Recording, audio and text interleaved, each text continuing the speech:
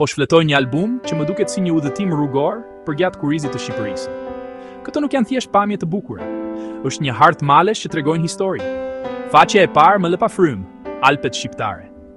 Lugina e Valbonës, si një shirit i gjelbër, thethi, i gdhendur në gur dhe dritë.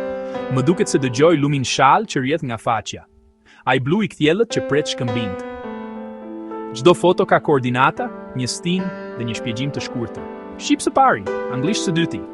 Kështu që unë e di kur të shkoj, si të shkoj ati dhe çfarë po shoh në të vërtetë. Shfletoj mali i korabit, më i larti në Shqipëri. Kurrizi duket si një dragua i fjetur. Bora njitet pas shpinës. Ka një kod QR që hap një rrugë dhe tregon vështirësinë e shtegut. Dhe një shënim të vogël audio nga fotografi që i ka ngrirë gjishtat për të bërë këtë foto. Më pëlqen kjo. E bën malin të ndihet si një person. Kthej faqen, Tomori, i shenjtë dhe solem. Pellegrin. Re, ajo lloj drite që të bën të përshpritësh.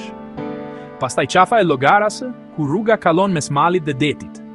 Mund të ndjesh aromën e pishave, të dëgjosh kambanat e dhive që bien mbi shkëmbin gëllqeror. Mes pamjeve të gjera, albumi fut momente njerëzore, një bari që qep një qizme pranë zjarrit, një kull guri që ruan, një gjyshe që ofron çaj malli. Shpjegimet nuk e teprojnë kurrë, thjesht sa duhet për të afruar më shumë. Kontrolli i kafshëve të egra, një hije e një rëçebulli ballkanik që kallon borën.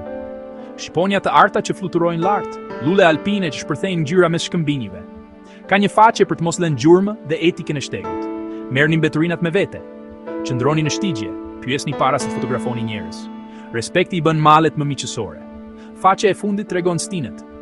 I njëjti kurriz në të ftohtin e dimrit. Lullëzimin e pranverës. Flakën e verës. Bakrin e vjeshtës, duke dëshmuar se malet nuk janë kurrë të njëjta dy herë.